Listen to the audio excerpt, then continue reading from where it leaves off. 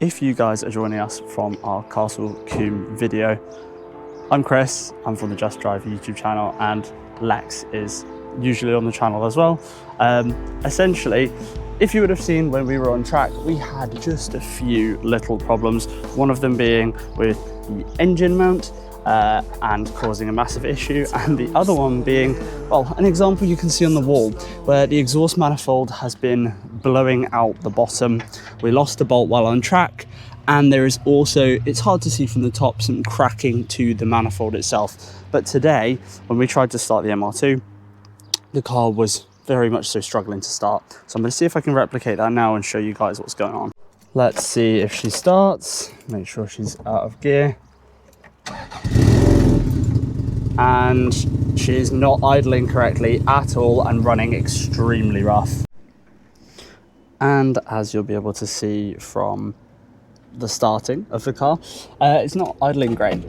The shielding looks like it's about to fall off any second, and unfortunately we won't be able to sort the engine mount issue out yet, as we're going to have to order a new one.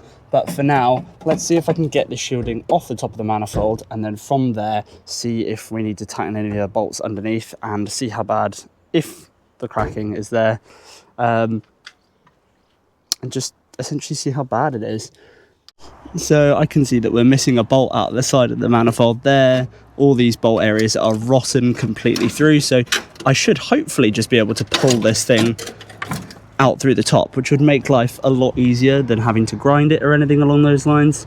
And if not, we're going to have to go underneath. But essentially by removing this manifold, it'll mean it's easier to get to the bolts, which there's a nut and a bolt that goes through the top and the bottom end before we even start to jack the car up.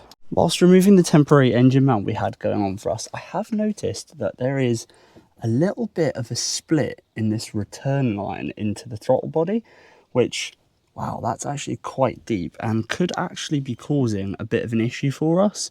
So it might be worth looking into if that's causing some of the rough idling going through, and just for me to trace back this wire.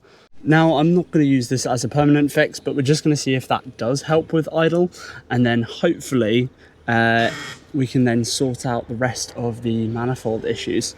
It doesn't look like this line's got a catch or a nick anywhere else around the engine bay, so it should be fine, and I'm not seeing any other vacuum leak areas. So we're going to go off what we know is broken, which is to do with the manifold first, before we cut into looking at any of the other leads and things that it could be.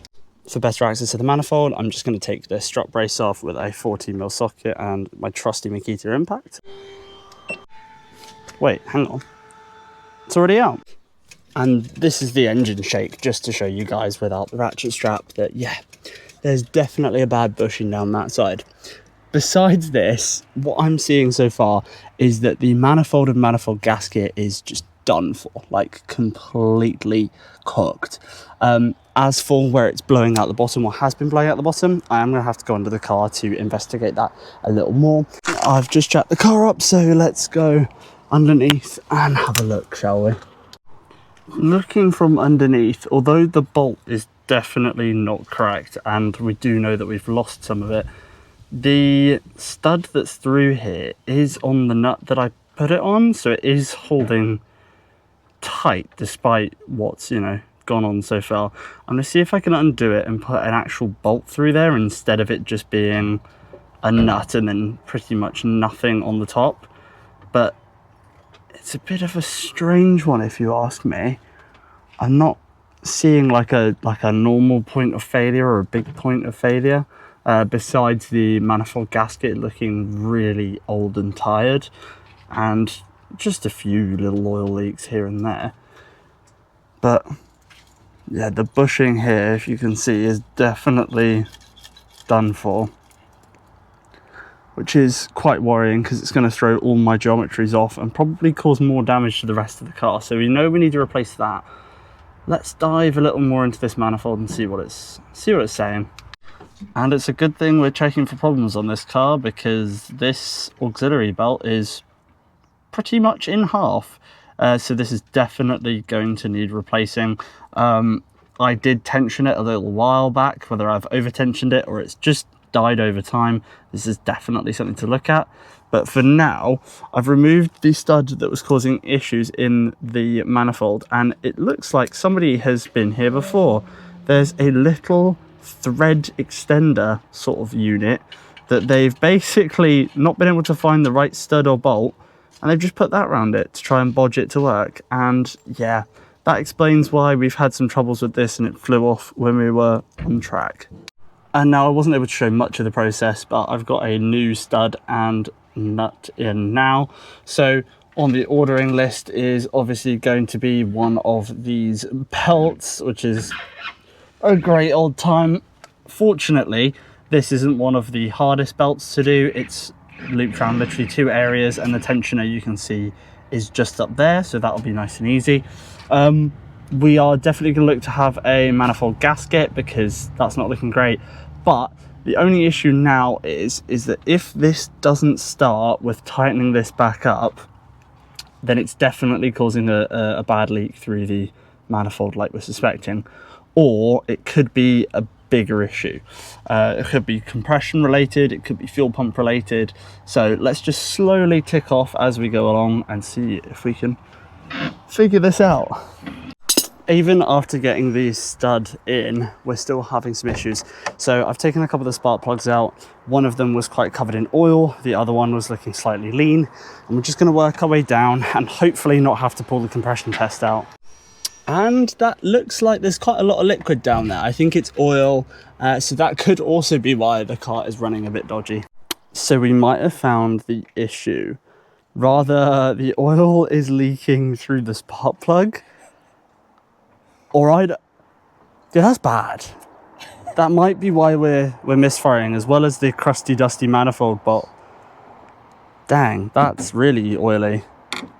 Safe to say, look at all the spark plugs, they need changing. So we're going to add a belt. We're now going to add spark plugs. And even though I didn't want to keep this engine in for another year, Lex has enjoyed track too much. So we're going to be working on, I think, weight reduction instead, and pushing this engine to what it can do until it maybe blows, if it's not already blown. Because if this doesn't work and the new spark plugs don't work, I'm going to get the compression tester out. But I'm really not looking forward to if I have to do that, because then we'll have this MR2 with a dodgy compression and that MR2 with dodgy compression, and then we'll have no Mr. 2s. We'll have 0 2s. So the only thing now is that when we ran the engine just now, we can hear a slight little knock and rock. So it's rather the mount's just being very loose, or I'm just trying to procrastinate it. Let's get the compression tester. Let's get the forbidden kit on it and see if I've blown this motor up. So we've now got the 2 forbidden kits out, the compression tester and the endoscope. And I am a bit worried about this, but let's just go one by one and see what the compression's looking like. We did this recently on this car, so we should have a good idea of where it should be, and definitely where it shouldn't. So after endoscoping the first cylinder, we're looking okay. There's no hits, no bangs, no scores. So I'm just setting the compression tester ready to get it on, making sure that this is nice and tight so that it doesn't undo inside the bay. We have used this compression tester a horrible lot since we've bought it, actually. First of all, just to check compression, because neither of us have done it on our engines. Now that we're actually having to use it because we suspect there could be something wrong, is not fun.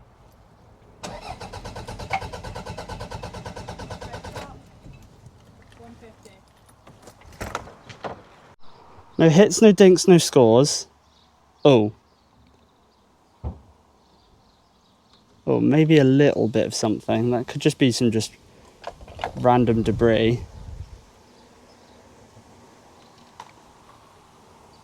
Sometimes it's quite hard to tell from an endoscope what's what, but there's a little anomaly just there. It's really hard to see. But there's a little something that I'm not sure about on there. After compression testing all the cylinders, everything seemed to be pretty standard across the board. Down a little bit on power, but this was to be expected with the lumpy idle we had. So it was further to check spark plugs and from that point, electrical connections to trace back the issue. So what we've done is we've taken Lex's MR2 spark plugs to rule out a foul plug. Now, when we were on track testing, this cylinder here, or this spark plug here, seemed to be making less of a difference to a misfire than any of the others. So we're just ruling out bad spark plugs. If these are bad, I'm going to buy a new set anyway. And if they're not bad, then we need to diagnose the issue further. So hopefully it's a foul plug and this just runs.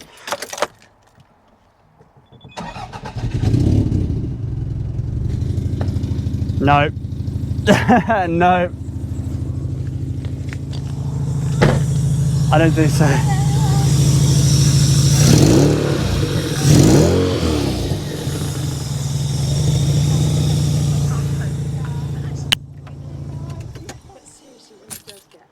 So after some time and some thinking and pulling off and cleaning the intake, we were like, what is causing this issue?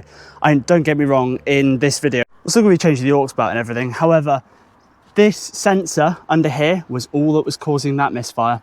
The sensor had come undone. And this is why it's good to always check everything to make sure that it's a failure point before swapping the engine. Off camera, we did a little bit of pulling of the belt and yeah, I didn't cut this.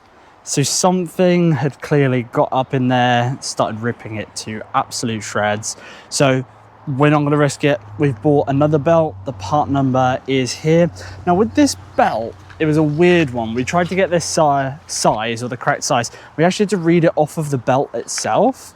No parts place was actually showing.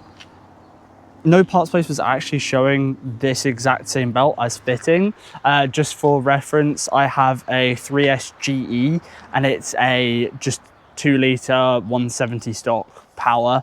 So it's nothing crazy. It's a Rev 3, I believe. Yeah, it's a Rev 3, well, 3/4. So yeah, if you guys need to know the part number, there it is. But safe to say, there's definitely needed changing. So let's get this on. We also managed to grab some bolts as well. So we grabbed a bolt that will temporarily, hopefully, go into the gearbox to hold that on, because as I'll show you in a minute, we were definitely missing a bolt from there that could be due to most of the, or causing most of the shaking. And we're running out of grease in our jack, so this is going to be pretty tight to show, but there's that belt pulley system there. We need to get this new belt on the inside of the pulley, and then I'll show you guys the adjuster in just a second. Now that the belt is round and past the tensioner, sorry for the blur, you'll see on the bottom of the alternator there is a shiny bolt. I'll see if I can point it out. That one there, and then on just above the pulley there is like a threaded bolt section. So the threaded bolt section is adjusted from the top, and that's the tightener, and then this bolt at the bottom here is the alternator. So essentially you have to pull, well, first tighten the tensioner at the top and then pull the alternator outward so that it puts more tension on the belt. I'll see if we can show it from above, but also while I'm down here I will show the missing bolt in the gearbox mount, which is down here. So this mount here is missing a bolt, as I may have shown in previous clips, so hopefully I can get a bolt in there. I'm going to do that while I'm underneath, and we don't need to come from the top, and then fingers crossed it goes in and it works fine. And temporarily that seems to have stopped the shakes, so let's go tension this belt. Really difficult to see, but under this pipe there is a bracket and a bolt, which you can kind of see just out there. So one of them is a really long bolt that needs ratcheting down to put tension, and the other one we're looking at was the one we saw from underneath the car, which is the alternator, which is much easier. So I'm probably going to get Lex to do is, if Lex ratchets the tensioner from the top, I'm going to push the alternator up from the bottom and get ready to tighten the alternator. And now the belt is tensioned, so following the Toyota guides, that there's like about that much spring, so not too much, probably about 1 centimetre of spring up and down when pushing on the belt. And then we've started the car and there's no squealing. The bolt seems to be working for now, so let's fix that issue. Now let's change the exhaust back. Wait, hold on a minute. Wait, hang on. Ah, much better. Now, as you can see, there was a bit of spillage while bleeding the brakes, but the brakes feel really good now. So hopefully it was just the brake fluid being fouled due to the tracking of the car. Also, one of the bleed valve nipples was loose, so hopefully we're all good now. Let's go take it on a test drive, and hopefully all of our fixes have worked. And we just got back from a very successful drive, so that means that we were able to sort all of the problems as quickly as possible and without replacing parts. Now, that doesn't mean these are all, you know, permanent fixes. I mean, brake bleeding, fine, but I've seen some issues with some of the brake calipers, so look for a video coming soon on those. But this will get us down far enough for the next show that you'll see on Lex's channel, the show that we'll be going to this weekend, Fuel Fest. So if you guys are there, we'll see you there. I don't even know if this video is actually going to come out before then, but if not, I hope we did see you there. And check out the social media for more content, and I hope you guys enjoyed.